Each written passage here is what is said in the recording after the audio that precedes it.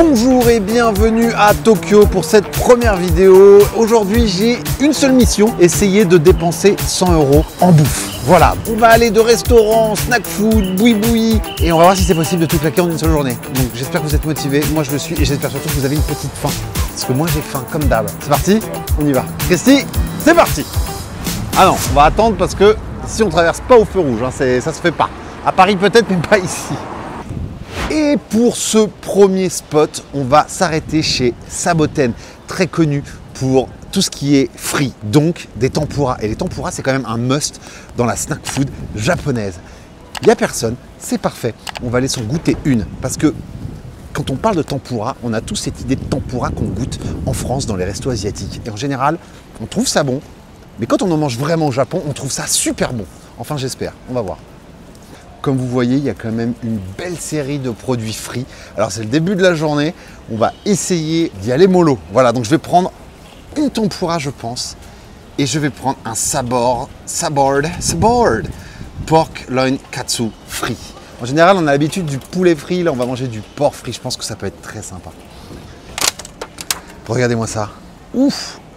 Je peux vous dire, on va la refermer pour le moment, mais je peux vous dire tout de suite de visu, ça a quand même plus de gueule que les tempura qu'on peut trouver en France. Voilà. Après, je ne dis pas qu'en France, on ne peut pas en trouver des bonnes. Mais je parle, comme j'ai dit tout à l'heure, de celles qu'on a l'habitude de manger. Voilà. Alors, est-ce que c'est fait avec de la friture panko? Je ne sais pas. Friture panko, qui est une friture quand même très utilisée, que j'utilise énormément et que je trouve que c'est l'une des meilleures. Voilà. Regardez-moi ça. On voit bien la queue de la crevette. Regardez-moi cette friture. On va se goûter ça. Mmh. Oh waouh!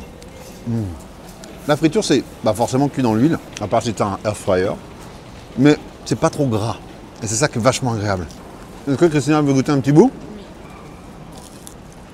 C'est trop bon. Bon, hein? Même la queue, je la mange. That's what she said. Bref. Oh waouh! Alors déjà, première tempura, trop bonne. Et là, il nous reste le fried pork, et ça, je pense que ça peut être très sympa. Du coup, c'est du porc frit avec la même friture.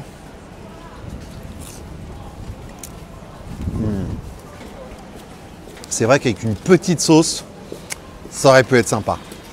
La sauce que je viens de mettre déjà, c'est vrai que ça colore beaucoup parce que ça donne un petit côté marron et je trouve ça très sympa.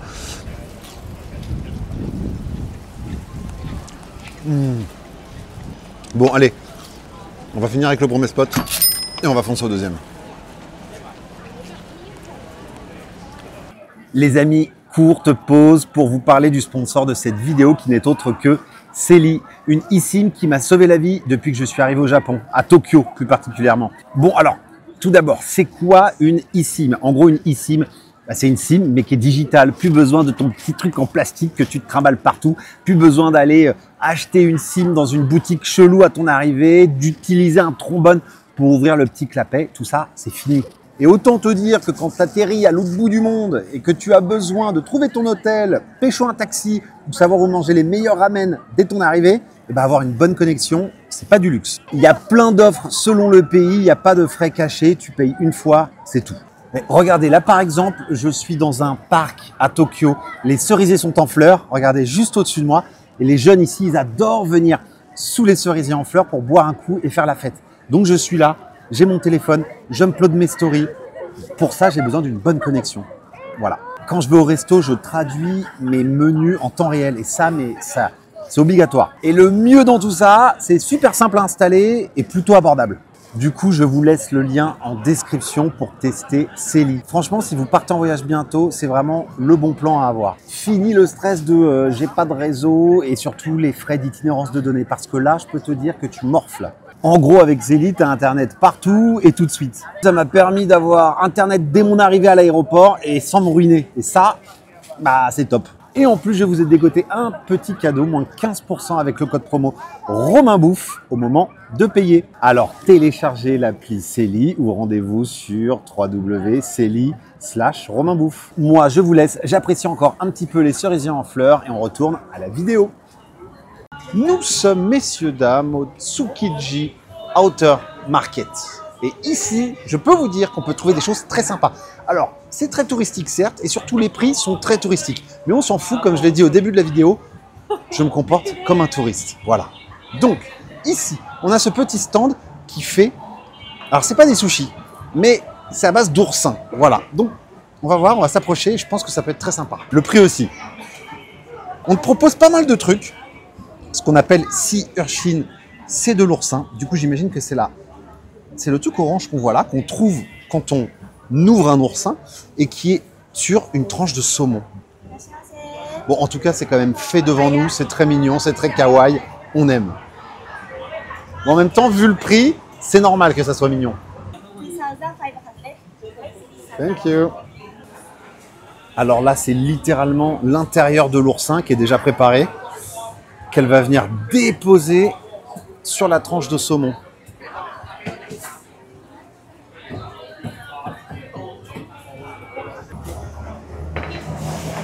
Thank you. Messieurs, dames, regardez-moi ça. Saumon avec de l'oursin par-dessus. Alors de visu, l'oursin comme ça, c'est pas très attirant.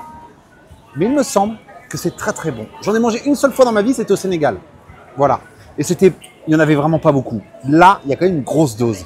Servi avec un petit peu de wasabi et de sauce soja. D'ailleurs, je me demande si le wasabi ici, on est au Japon.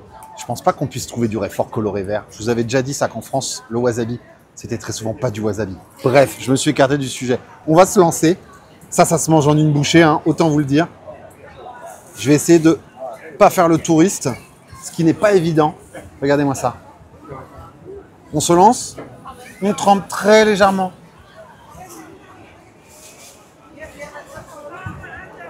Waouh. Oh, waouh, ok. Oh, c'est un goût très intéressant. Alors le saumon, il est super bon, super tendre, pas trop gras. Mais l'oursin, ça a vraiment un goût très particulier. Et ça se mélange vachement bien avec le saumon. Ça disparaît en bouche. Ça, c'est pas du tout dur comme vous pouvez le voir. C'est un peu visqueux. C'est très très bon. Ça fait penser peut-être un petit peu à un goût de noisette. Et c'est vrai qu'il y a un petit goût de poisson quand même. Mais c'est quand même pas mal. On va voir ça. En tout cas, je vais finir et on va foncer au spot numéro 3. Ah là là, je suis nul. Complètement nul.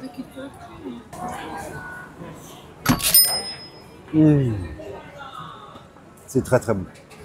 J'ai adoré. Partons immédiatement manger encore plus.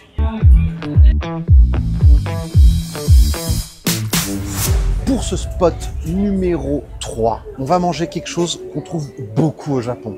Vous savez pourquoi? Parce que ça vient d'ici, le bœuf Wagyu. Et là, ils proposent des brochettes. Voilà.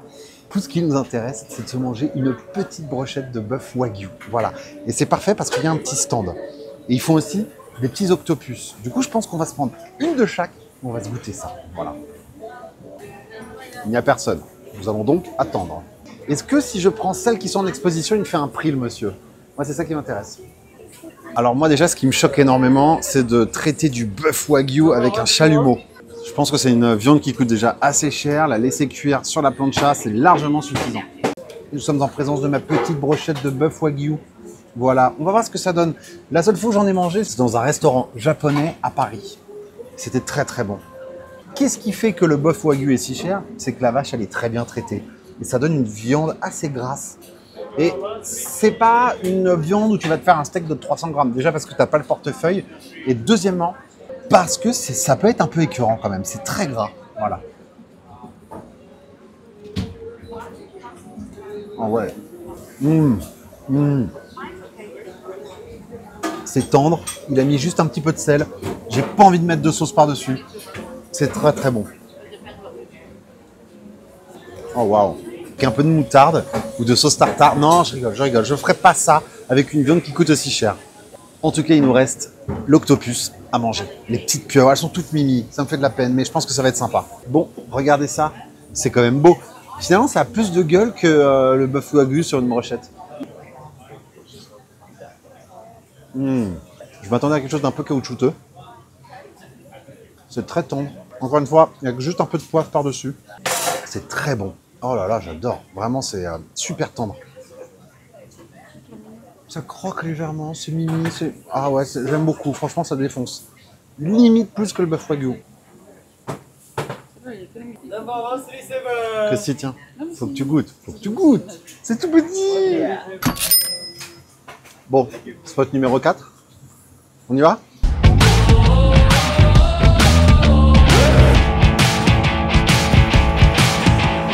Il semblerait bien que nous soyons en plein Shinjuku, quartier très bruyant.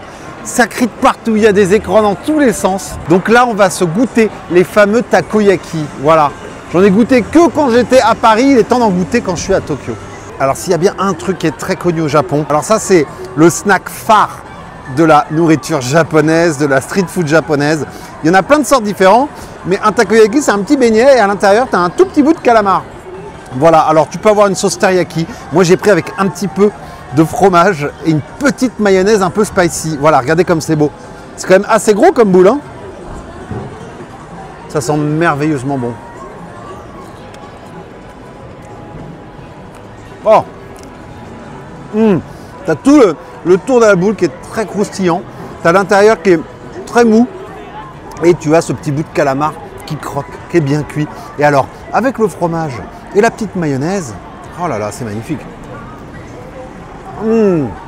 Regardez le petit bout de calamar. Ça, c'est à peu près la pièce qu'il y a dans chaque boule. Ça pourrait paraître un peu écœurant, le fait qu'il y ait de la mayo, du fromage et tout. Mais c'est très très bon, c'est bien équilibré, c'est bien cuit, ça défonce. Franchement, j'adore ça. Dernière boule, ça va nous coûter 4 €. Donc on est encore loin des 100 €, mais...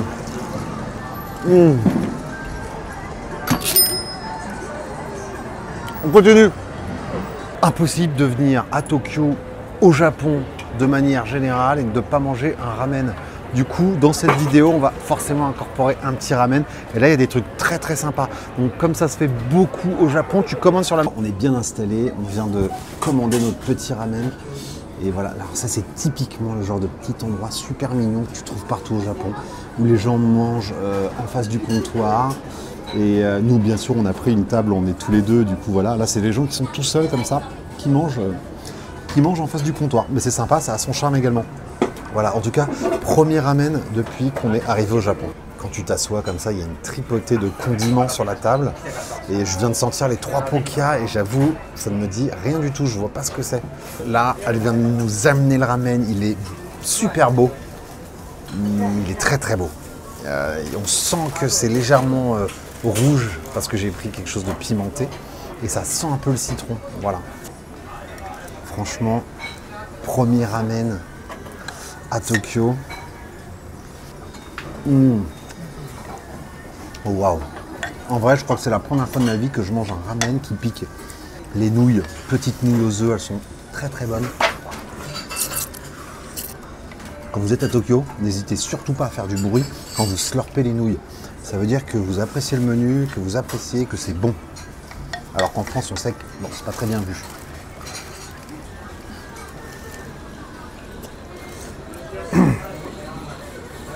Le porc, il est trop bon, il a pris le goût du bouillon et il fond dans la bouche. Bon, en tout cas, là, on est déjà à 8 € en plus. On s'approche du goal, les amis, mais on n'y est pas encore. Voilà, je vais finir mon petit bouillon.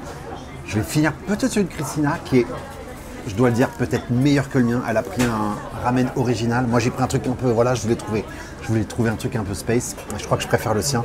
Je vais finir ça et on va foncer au spot suivant.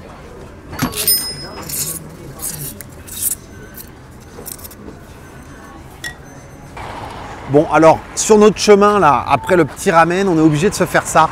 Ça, c'est vraiment un truc sucré que tu trouves partout au Japon. Je sais, je vous dis ça à chaque plat. Hello! Bon, alors là, vous allez voir les mains de Christina qui nous fait un reveal. C'est beau, non?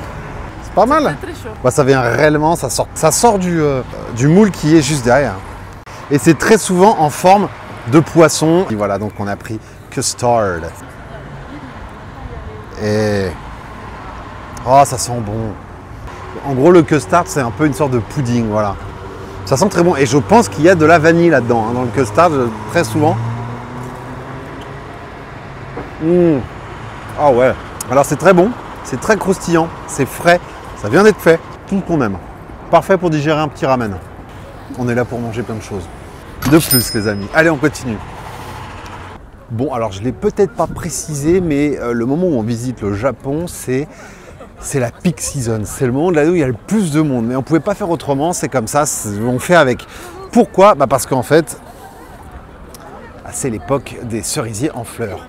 Et là, on est dans un parc à Ueno. On vient d'arriver à Ueno, c'est très beau. Il y a des cerisiers en fleurs partout, des roses, des blancs.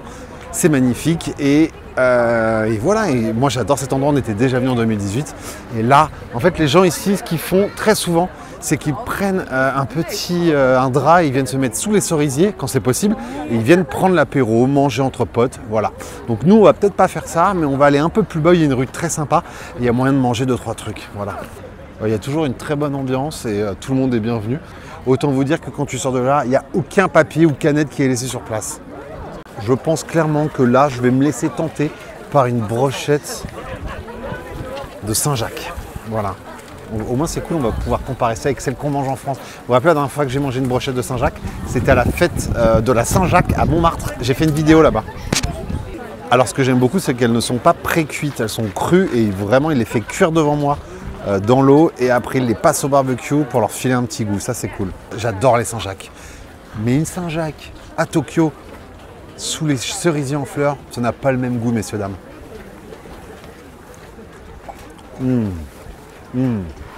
La pétoncle là, elle est fondante. Il y a une petite sauce un peu soja sucrée par-dessus. C'est magnifique. Pour la brochette comme ça, on est à 800 yens. On y arrive, on y arrive. Oh là là, on aime beaucoup. Voilà. Donc on va finir la petite brochette là. On va avancer. On va traverser tout le parc. Et on va aller dans le quartier de Ueno. Vraiment. Parce que là c'est Ueno, mais vous allez comprendre. Messieurs, dames, nous voici en direct de Ueno à Mayoko, dans la shopping street, qui est aussi très populaire. Alors, je me suis dit, dans cette vidéo, on n'avait pas encore goûté de petits sashimi. Et ce petit stand ici, il s'y prête à merveille. C'est super mignon. Petite dame va nous faire un petit assortiment de sashimi, a priori. Hello. Hello. Can I have the sashimi? Sashimi. Yes. Just sashimi. Yes. Okay. You want the sashimi? Ah, je crois qu'il a entendu, monsieur. J'ai perdu déjà l'argent, Christina. Et on rajoute 1000 yens en plus. Hi, thank you. Thank you. Can we sit? Oh no, here. No. Yeah, of course, standing. On s'assoit pas ici. Thank you. Oh, nice. On est là pour dépenser, messieurs, dames. Ah, mais des issues? Nice.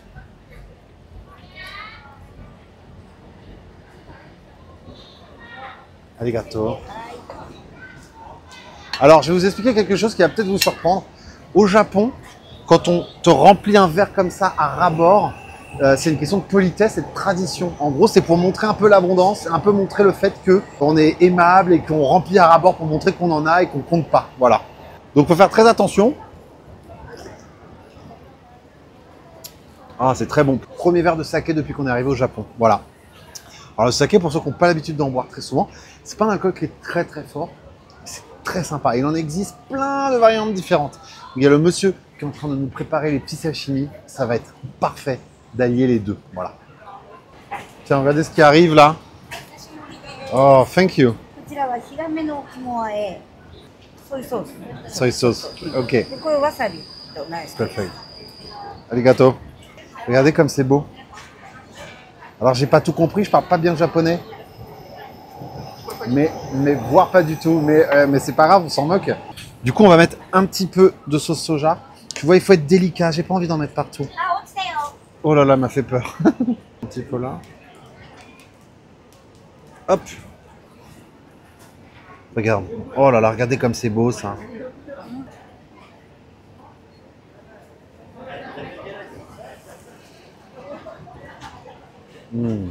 C'est bon. Oh. C'est frais, ça fond dans la bouche, c'est très sympa. Je trouve quand même que 6,20 € pour une assiette, un assortiment de sashimi comme ça. Oh, regardez comme on est bien là. L'ambiance du petit marché, il y a juste... Ça représente tout ce que j'aime au Japon. Le côté vraiment tout mignon. Ça a vraiment une gueule différente de ce qu'on peut connaître partout en Asie. Et c'est pour ça que le Japon est autant à la mode et c'est aussi cool. C'est à cause de ça. Ça, c'est une ambiance. Et on adore. Voilà. Et ce qui est très drôle ici, c'est que tu as le métro qui passe juste là. On va goûter ça là. Alors ça, je crois que c'est du thon avec un peu de wasabi. Oh mais oui. Gorgée de saké quand même. Oh, j'aime beaucoup.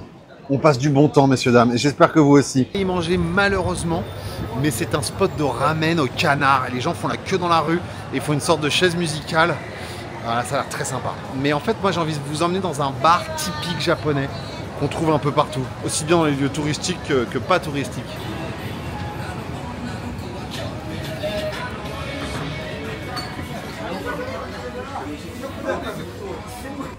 Alors là, les amis, je voulais vraiment, avant de finir la vidéo, je vous emmenais d'ailleurs dans un endroit un peu sympa, donc ne quittez pas. J'avais très envie de vous montrer les bars qu'on peut trouver, comme je l'ai dit tout à l'heure, un peu partout au Japon. Et surtout à Tokyo, ils sont tout petits, tout mignons. Il y a une belle décoration partout. C'est ce qu'on appelle un izakaya. En gros, ce sont des bars où l'alcool y est plutôt à un prix correct, on en parlera après. Et ça dépend des bars, des fois non, des fois oui, mais là en l'occurrence oui, on t'oblige à quand même prendre un petit truc à manger. Dans ce bar par exemple, on t'oblige à prendre ce qu'on appelle un otoshi, c'est des petits starters, voilà. Donc là je pense que c'est des petits pickles de graines de soja, et en plus de ça, on t'oblige à prendre un petit snack partagé. C'est pas bien cher, parfois il n'y a pas besoin de faire ça, du coup c'est encore moins cher. Là oui, mais l'endroit vaut le coup. Et on passe un bon moment, c'est la fin de journée, après les petits... Tiens, vous entendez, je fais une petite pause. Là, c'est le bruit du métro qui passe juste au-dessus de nous. On est littéralement sous les rails du métro. En tout cas, après les petits sashimi, c'était parfait de venir ici pour se mettre dans un petit bar, finir la journée et trinquer. Regardez-moi ça. Regardez-moi ça. On n'est pas bien là. Christina, elle a pris ce qu'on appelle un Yuzu Sour. Voilà, vôtre.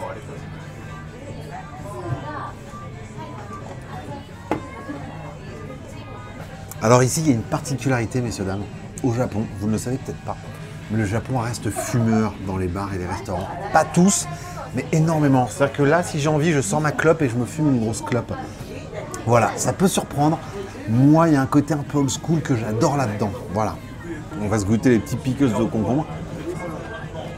Ah oui, très simple. Très simple, mais très bon. Après les sashimi et la petite brochette de pétoncle, c'est vraiment le genre d'endroit où il faut venir.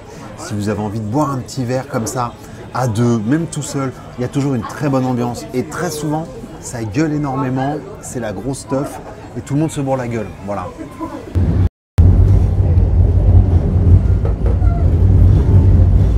Je peux vous dire que là, il y a genre tout le restaurant qui tremble. C'est ouf. Tour de magie. Oh, j'aimerais trop une bière. Thank you, sir. Forcément. Bon, en tout cas, le bar, il s'est bien rempli, je peux vous l'assurer. Nous, on va tranquillement aller finir la vidéo dans le dernier spot qui, je peux vous le jurer, va vous plaire. Voilà. Et on y est au dernier spot de cette vidéo où j'ai essayé de dépenser 100 € en une journée à Tokyo. Voilà. Ça s'appelle Kura. Et c'est bien sûr un restaurant de sushi. Voilà, vous l'avez deviné, un restaurant de sushi. Mais pourquoi celui-ci? Vous allez voir, on va monter, on va aller se poser. Je vais vous expliquer plus en détail pourquoi j'ai choisi de finir la vidéo sur ce restaurant plutôt qu'un autre. En gros, Kura, c'est une chaîne très connue au Japon qui propose des sushis. Attention, pas bas de gamme, toujours meilleur que ce que tu auras mangé chez ton maître japonais chinois que tu as en France. Et pour y être déjà allé plusieurs fois, j'ai pu valider la qualité des sushis et surtout le prix des sushis. Et du coup, voilà, j'avais envie de finir la vidéo sur cet endroit. Vous allez voir, c'est très sympa. On va s'installer. On va voir. Vous allez kiffer, c'est sûr et certain.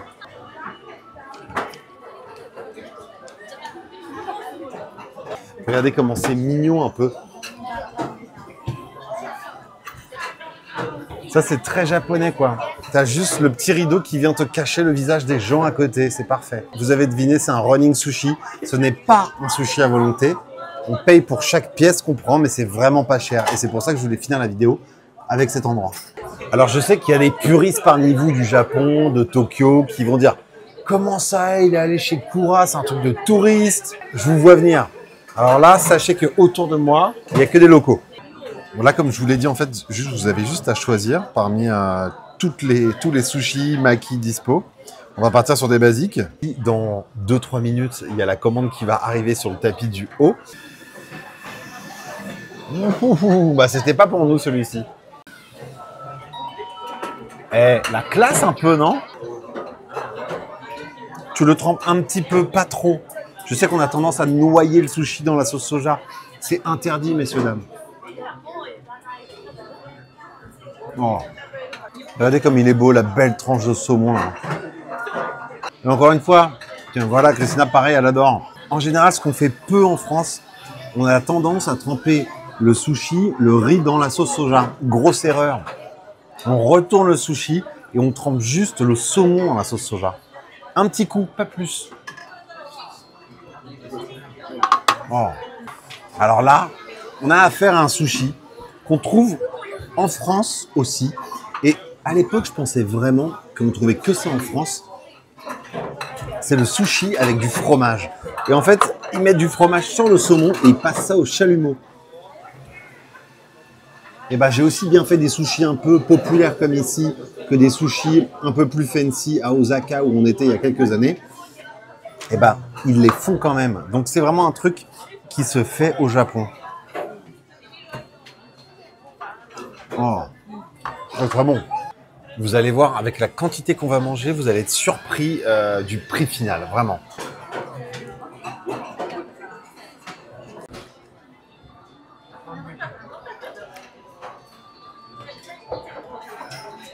On va terminer avec cette petite série de sushis saumon avec du fromage. Et on va parler des prix juste après. Voilà. Trop bon. Trop bon, vous dites. Ah oui. Il y a un petit truc qui est drôle ici, surtout si vous venez avec vos enfants. C'est qu'en fait, il y a un petit jeu qui a été mis en place. À partir du moment où tu mets 5 assiettes,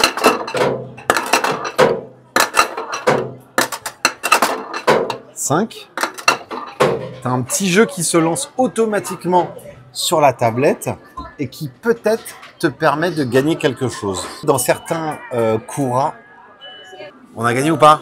On n'a pas gagné. Ah, on a perdu. Ouais. Nous, ça nous est déjà arrivé de gagner plusieurs fois, mais il nous reste pas mal d'assiettes, du coup, on va voir. Pour le coup, on va finir cette petite vidéo tranquille. On va la finir dehors pour faire un débrief global de cette journée. Mais là, pour vous donner une idée du prix, on a eu 39 pièces à 2 avec Christina.